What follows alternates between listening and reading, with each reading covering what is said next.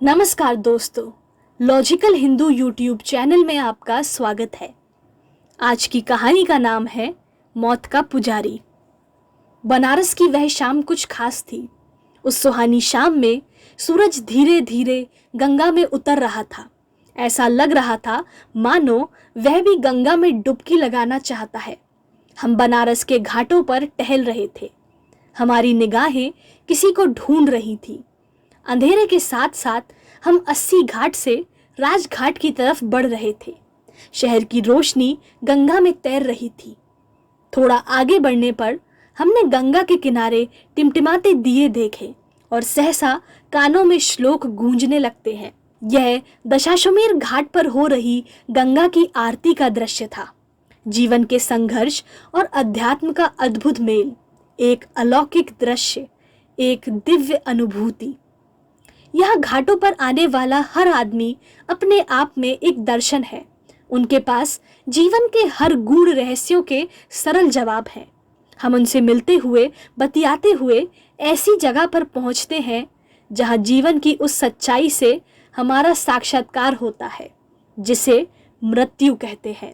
हमारे चारों तरफ चिताएं थीं, धू धू करती जलती लाशें, जीवन का अंतिम सत्य, अंधेरे और रोशनी का मेल।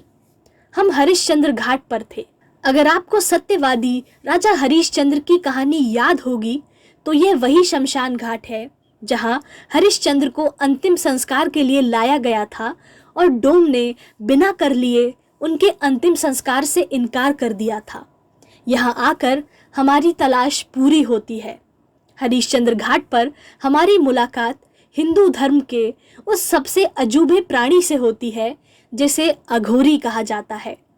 अनिल राम गंजे सिर और कफन के काले वस्त्रों में लिपटे इस अघोरी बाबा के गले में धातु की बनी नरमुंड की माला लटकी हुई थी। इसके अलावा हमें जिसने सबसे ज्यादा आकर्षित किया वह थी उस अघोरी की आंखें। लाल सुर्ख आंखों में मानो प्रचंड क्रोध समाया हुआ हो। आंखों में जितना क्रोध दिखाई दे रहा था, बातों में उतनी शीतलता थी। आग और पानी का दुर्लभ मेल। ऐसी आंखें हमने कभी नहीं देखी थी। अघोरी लोग गाय का मांस छोड़कर बाकी सब चीजों का भक्षण करते हैं, मानव मल से लेकर मुर्दे का मांस तक।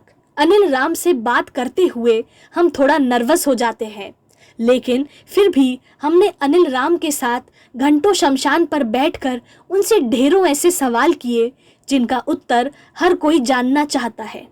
अनिल राम ने भी बड़ी ही शांत भाव से उन सारे सवालों के जवाब हमें दिए। हाँ, बीच बीच में उनका मौन साध लेना हमें डराता जरूर था।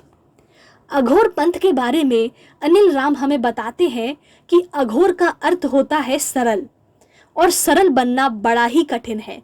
सरल बनने के लिए ही अघोरी को कठिन साधना करनी पड़ती है। आप तभी सरल बन सकते हैं जब आप अपने से घृणा को निकाल दें। इसलिए अघोर बनने की पहली शर्त यह है कि इसे अपने मन से घृणा को निकाल देना होगा। अघोरी इसलिए लाशों से सहवास करता है और सबसे घृणित जगह शमशान में रहते हुए मानव के मांस का सेवन भी करता है। ऐसा करने के पीछे यही तर्क है कि व्यक्ति के मन से घृणा निकल जाए। जिनसे समाज घृणा करता है, अघोरी उन्हें अपनाता है। लोग शमशान, लाश, मुर्दे के मांस व कफन से घृणा करते हैं, लेकिन अघोर इन्हें अपनाता है। हमने अनिल राम से जब यह जानना चाहा कि क्या उन्होंने भी यह सब किया है, तो वह थोड़ी देर के लिए जड़ हो जाते हैं, फिर मौन तोड़ते हुए कहते हैं, जो चीजें शमशान में की जाती हैं उसे वही छोड़ देना चाहिए। वह आगे जोड़ते हैं, असली अघोरी कभी इस साधना को टीवी कैमरे के सामने नहीं करेगा। अनिल का बचपन बनारस से सटे जौनपुर जिले के एक गांव में बीता। उच्च अध्ययन के लिए वे काशी आए और फिर यहीं के होके रह गए। काशी विद्यापीठ से उन्होंने दर्शन शास्त्र में एमए किया, फिर सत्य और ईश्वर की खोज में हरिश्चंद्र घाट स्थित शमशान में आ गए। 12 साल से यही उनका घर है और साधना स्थली भी। वह बताते हैं, जब वह 12 साल पहले यहाँ आए थे तो यहाँ ढेर सारे अघोरी थे। अनिल राम कभी किसी से कुछ मांगते नहीं है, जो मिल गया वह खा लिया। नहीं मिला तो कई रातें भूखे पेट काट दी। वह ये तलखी से कहते हैं। अघोर पंथ उतना ही पुराना है जितना कि हिंदू संप्रदाय, लेकिन अघोरी कभी दूसरे धर्म गुरुओं की तरह मठ बनाकर संगठित रूप से नहीं रहते। वे शक्ति की देवी काली के उपासक होते हैं।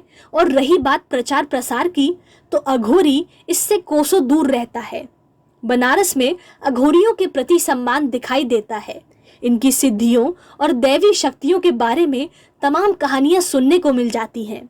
अघोर बाबा कीनाराम के लिए लोगों में गजब की श्रद्धा दिखाई देती है। कीनाराम की समाधि पर काशी के बड़े बड़े विद्वानों के अलावा देश भर के लोग शीश नवाने आते हैं। संत कीनाराम की समाधि पर 450 साल से धुनी जलती आ रही है।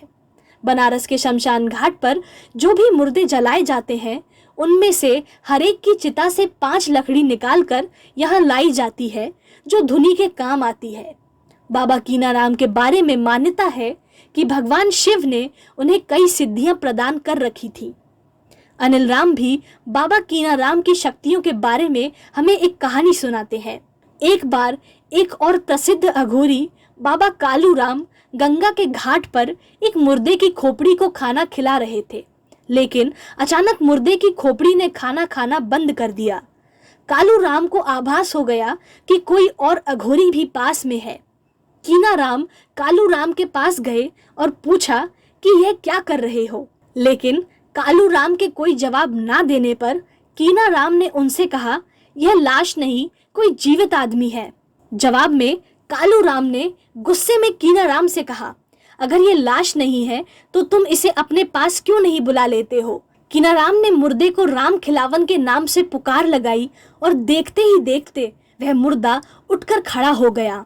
राम खिलावन जीवन भर अनुयायी के रूप में कीनाराम के साथ रहा। कहानी समाप्त करने के बाद अनिल राम खड़े हुए और आगे बढ़ जाते हैं। अचानक उन्हें कुछ याद आता है और वापस लौटकर हमारे बगल में रखे गमछे में लिपटे अपने भोजन पात्र की मांग करते हैं। हम उन्हें उनका पात्र पकड़ाते हैं तथा गमछा हल्का सा हट जाता है और यकब-यग हमारे शरीर में सनसनाहट फैल जाती है। यह भोजन पात्र तो मानव खोपड़ी थी। मैं आशा करती हूँ आपको ये वीडियो पसंद आया होगा। हमारे चैनल लॉजिकल हिंदू को सब्सक्राइब करना ना भूलिए। धन्यवाद।